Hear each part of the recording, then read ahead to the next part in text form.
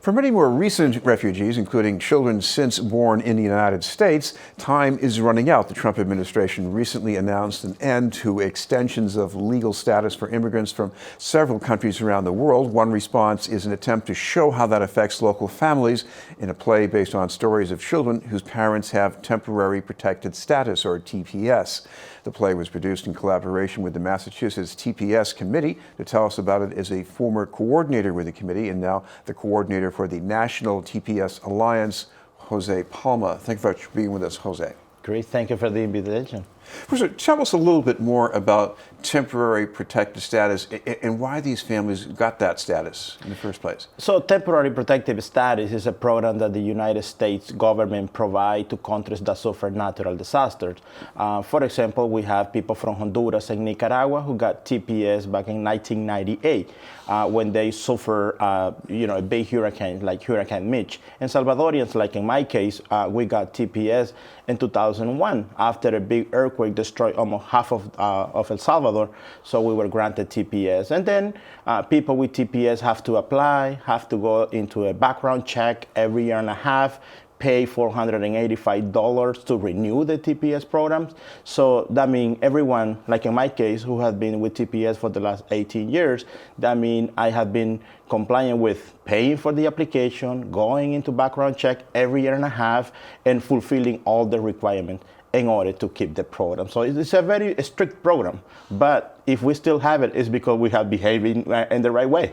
Now, what I sometimes hear from people who are not as familiar with this scenario is that, well, it's a temporary program, so people, they must know in the first place that they might have to go back someday. What do you say about that? Well, it has been a nightmare, always thinking that the TPS program will be ended, but the reality is that our countries never recover from the disaster that destroyed the country. And then there are some other issues that our countries has been going, like crimes and some other issues that affect our countries that the U.S. government, whether has been a Democratic president or Republican president, have decided to be renewing the program. So that's how we are right now here. In my case, I have been in the United States for the last 21 years, more than half of my life living in the United States, building a family. Like in my case, I have 4 U.S. citizen kids. My son is actually 18, going to college in September. My daughter is going to high school, and 2 little kids. One is 4 years, and another 11 months old. So now that's why we are doing this campaign, because it's now the TPS is not only about me or my wife, but also about a family, 4 U.S. citizens that we want to protect them to continue living here. Before I get to the children, one other thing we should mention here is that the adults in these families, they're not just collecting government assistance. I mean, these are people who they're working, they're opening businesses? There are studies that show that, we are contributing so much with whether paying taxes, or many are homeowners and some other business owners. And so there are so many studies that show that people with TPS, like 90% of people have 2 or at least 1 full-time jobs or 2 jobs in order to pay all the responsibilities we have. And then there are other ways in how this community is supporting, because we have been here for so much that we are rooted in the communities, that we're not only supporting the communities where we live through the economic contribution, but also in the social contributions. Like many of us are volunteers in churches, so many of us are volunteer soccer coach, like in my case. So there are so many other ways in how we are part of our communities where we live, and we are contributed in different ways. Jose, you're talking about a period here of 20 years, so over that much time, it's not a surprise people have children, but these are children born in the United States. They are U.S. citizens from the get-go. How do you see this story playing out with your own children? Well, it has been one of those difficult conversations, because at the beginning we will, like in my case, my wife and I, we were telling our kids, you guys focus on the school, we will deal with this issue. I am sure things will be okay. But as things continue, and seeing that things were getting bad, and also in the news talking about how TPS was ending, and that we were probably ended up in deportation procedures, our kids came to realize what was going on, and they said, what can we do? We want you to be with us because you are supporting us. So there is nothing gonna be done if you guys are not here. So that's how they decided to join our effort and join the committee. and also ended up building this beautiful play that it is beautiful and explain the reality. It is hard, and I have been involved in the conversation from the very beginning conversation of putting this play together. And when I see it, always tears come out of my eyes, and I always cry because it's so real. It's not a play just for a play, but a real thing happening in our families. Now, as to what this play is depicting, I mean, are we talking about families who have already been broken up or forced to leave the country, or is this something that people have to prepare for? In this play, we are talking about families who have been stable for the last 20 plus years. And due to this immigration chaos that we have at this moment, are at the risk of being separated. So we are talking about kid separation right now. If TPS ended, there are about 270,000 U.S. citizen kids that will be forced to be separated from their family or to go to countries that they don't even know.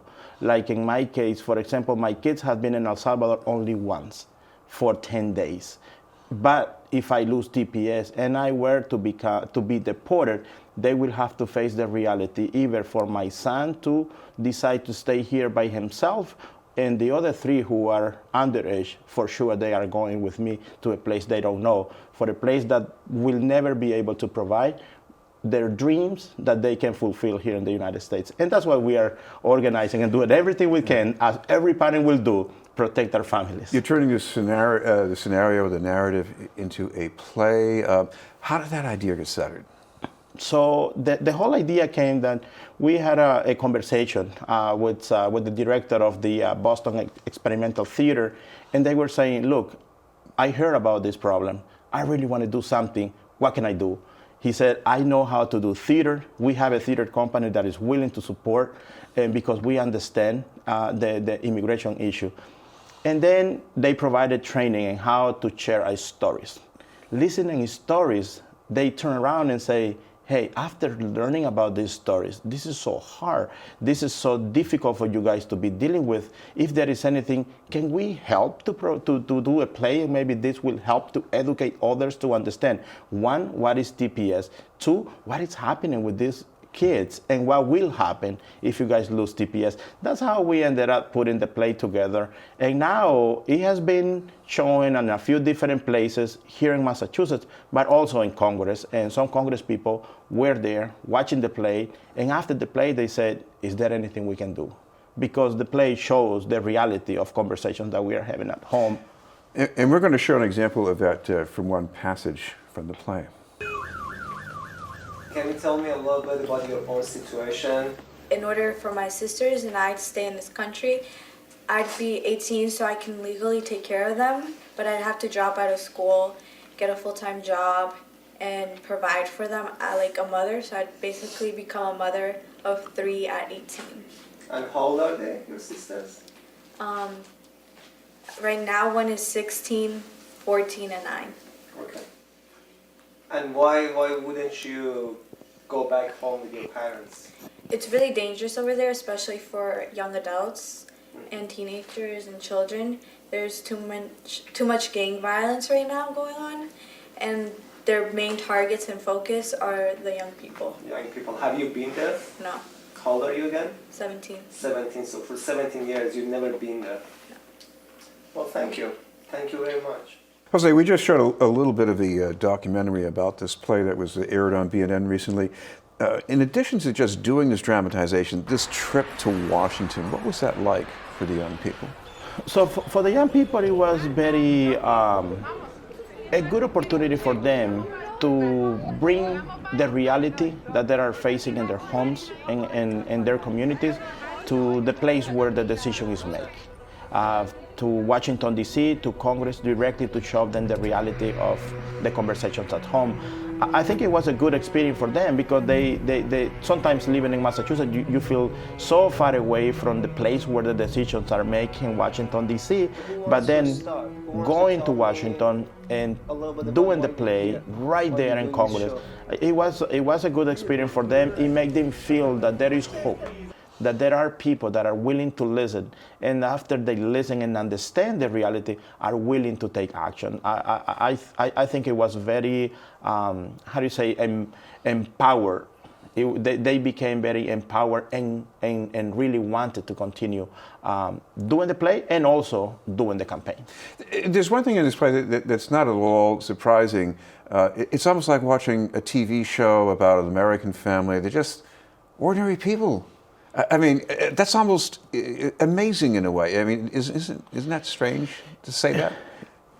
I probably won't give a credit to the credit deserved, but the Boston Experimental Theater experience, according to their own words, this is something that is transformative, because this is a group of kids who never participated in theater, who never took any theater classes before until this emergency came, and the Boston Experimental Theater, production team came and say, hey, if you guys really want it, we can provide some specific skills, but it's up to you.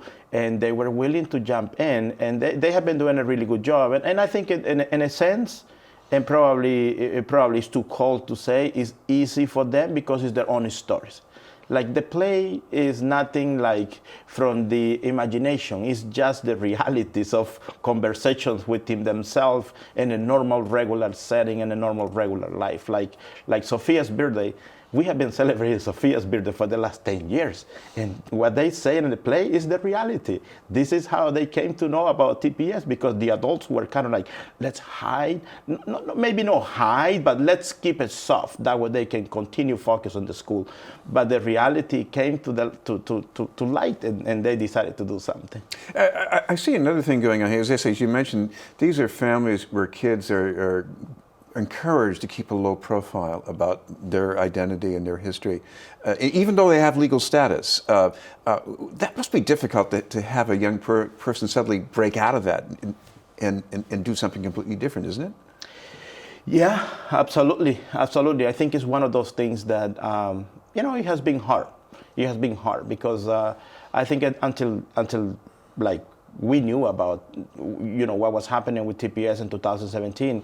Even within my friends, we were not talking about, like what was happening with the whole, deportation machines during the last a few years. Like, people with TPS have been feeling settled and protected. And our kids have been more or less having kind of like a normal life. We haven't been facing like a parent's deportation. We have been protected for so many years. So coming to that news that we probably can be deported, it has been a shock for them. It has been also, I believe, changed their life style until right now. Since 2017, I can guarantee you that life for people with TPS and for our families, including our kids, 2017 and beyond is one story, and 2017 to now is another story because of this issue that we are facing. We have been encouraging, like my son, he want to be a cardiologist. He has been like focused on the university, but now actually, yes, focus on the university, but we can avoid the reality that we don't know what's going to happen. Let's say January 2nd, because it's the time that we are protected actually through the court. But we Salvadorians will be losing our immigration status. We are protected until January 9, and then we will continue protected by law, but only because of the case in San Francisco that is protecting us until January 2nd. So we know that we are protected until January 2nd, but we don't know what's going to happen after that. So it's hard for us to advise our kids, go and apply to university, don't worry about it, we are here to help you pay the bills, when the reality, you don't know. So it's hard. We should mention there is going to be one more performance. I know B&N has the documentary available online, but there's going to be a performance at City Hall pretty soon? Yes. On Wednesday, July 10, which is just a few days from now, will be a play at 11 a.m., which is going to be right there during the city council meeting. They invited us to come and do the presentations because they have been supporting the TPS families and community, but they still feel that seeing the play can probably motivate others to do even more. So there will be a presentation, probably will be the last presentation, like a live presentation, July 10 at 11 a.m. right there at the City Councilor Chamber. And then we will continue using the documentary that BNN has been very supportive in helping us to put together to continue talking about this issue. Thank you very much for being with us. Thank you, Chris, for the invitation. Jose Palma from the National TPS Alliance. We'll have more news in just a moment.